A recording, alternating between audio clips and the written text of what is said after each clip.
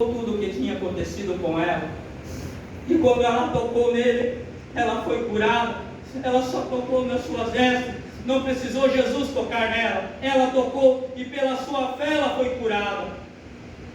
Naquele momento, meus irmãos, aquela mulher era considerada imunda perante a sociedade. E Jesus fala para ela: vai, filha, a tua fé te salvou. A nossa fé, quando o pastor começou a falar de fé ali, eu falei: esta palavra mesmo que Deus quer falar é sobre a fé. Se nós tiver fé, o milagre acontece. Aleluia. O milagre vem.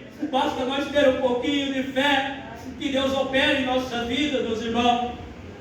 E naquele momento ali, Deus continua em direção onde era para ele operar um milagre ainda maior, que era um milagre de devolver a vida à filha de Jairo. Naquele momento chegou um dos seus servos e falou: por que tu enfardas o mestre? A tua filha já está morta, não enfarde mais o mestre. E Jesus falou: não, ela somente dorme. A tua filha somente dorme, crê somente. Falou para Jairo: crê somente, que a filha dele estava só dormindo. Quando Jesus chegou lá na casa de Jairo, ele não permitiu que aquela multidão entrasse. Ele só pegou João, Tiago e Marcos e escolheu, porque aquela multidão já não queria, ele não podia entrar lá no milagre.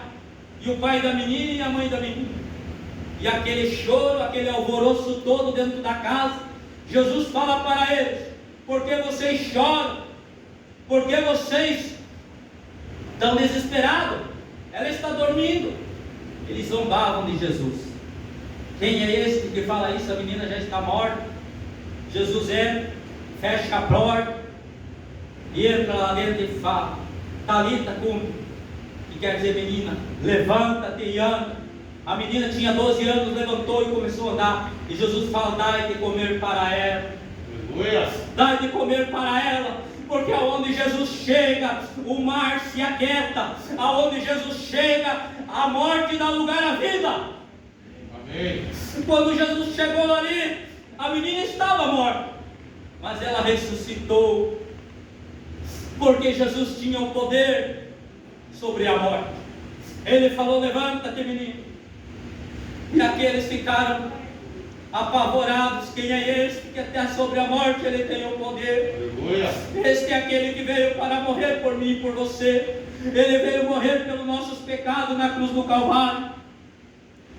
Jesus veio para que nós tenhamos vida e vida com abundância. E Ele foi nos preparar uma morada lá.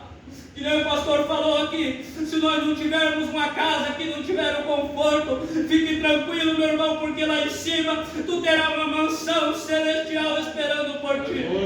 Lá em cima você terá uma mansão. Lá em cima você não vai precisar de dinheiro. As nossas vestes serão transformadas. Os velhos serão transformados em jovens. E uma glória muito grande espera nós lá em cima, aonde cantaremos e louvaremos: Santo, Santo és tu, ó Senhor. Aleluia. Irmãos, Jesus operou vários milagres. Ele ressuscitou Lázaro. Ele fez vários milagres aqui na Bíblia que fala. Ele veio para restaurar, para buscar o que se havia perdido. E é isso que nós devemos fazer: buscar o que está perdido. Tem muitas almas perdidas ainda, pastor, que nós devemos alcançar. Não devemos ter vergonha de convidar. Vamos na igreja, meu irmão. Talvez naquele dia já o pastor tem uma palavra ali, já resgata aquela alma através de um convite teu. E Deus vai se lembrar naquele dia: aquele lá está salvo graças a ti. Grande será o teu galardão aqui no céu. Nesse momento, meus irmãos, eu quero testemunhar, porque essa palavra aqui de Jairo é uma palavra a qual mexe muito comigo. Porque a minha filha, pastor, está ali com 14 anos, ela fez ontem. E os médicos deram ela por morta quando ela nasceu. Falaram que ela estava morta e a minha esposa também morreria na sala de parto. Eu estava trabalhando, saí desesperado em direção ao pronto-socorro. Quando cheguei lá, minha esposa, eu já não entendia mais o que ela falava, porque ela não saía a voz dela. E a enfermeira falou: tua filhinha está morta já. Ela está embolada na boca do estômago da tua esposa, e a tua esposa está morrendo. E eu não servi a Deus, pastor. Mas Deus, quando Ele quer operar, basta você pedir, basta você ter um pouquinho de fé assim, e Ele opera um milagre na tua vida. E naquele momento, meus irmãos, eu falei: meu Deus, eu não quero que tu leve minha filha, mas eu também não quero que tu leve minha esposa, porque eu preciso tanto de uma como da outra. Senhor meu Deus, tenha misericórdia de nós. E ali, naquele momento, o médico que cuidava dela estava meio embriagado. Chegou no pronto-socorro meio embriagado lá. Acho que não era para ser aquele médico, era para operar ela. E eu falei para a enfermeira: não, esse médico aqui não mexe na minha esposa, manda chamar outro. Nós estávamos pagando. E eles chamaram um que estava no outro hospital. Deu uns 15 minutos mais ou menos, ele apareceu. Eu creio que direcionado por Deus foi tudo o que aconteceu. Ele falou: pai, vem aqui que eu quero falar contigo. Vem aqui, pai, eu tenho que falar contigo antes de tocar na tua esposa. Ele falou para mim: pastor, é só Deus. O médico falou para mim. Então ele foi direcionado por Deus até lá para fazer o milagre acontecer. Que ele precisava, Deus conduziu as mãos dele certinho como era para fazer. E naquele momento, eu lá no corredor com meu coração aflito, a minha mamãe estava ali, a minha sogra ainda era viva. E quando eles tiraram, que eles cortaram ela, que tiraram 605 gramas, a minha filha tem os documentos lá, pastor.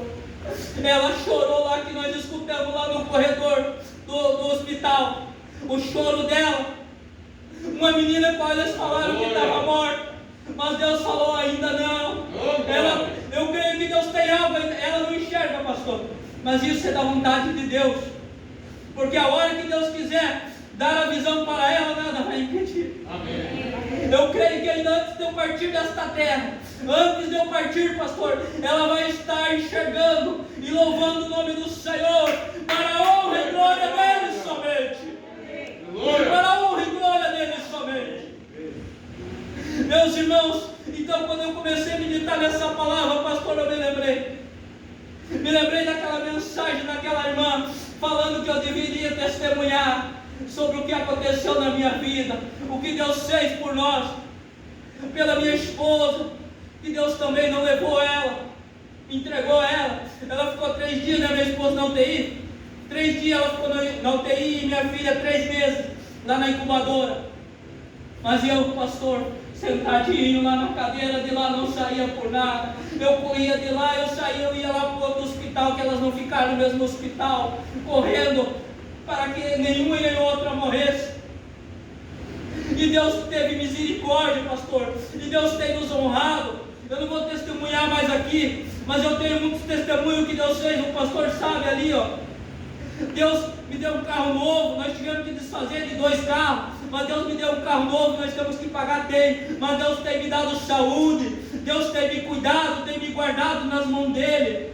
Eu oro, pastor, toda madrugada. Não sei se o pastor vê, às vezes, um dia até eu falei para o pastor, pastor, acabei de orar aqui, estava orando por ti, pastor, pelo pastor Junemir.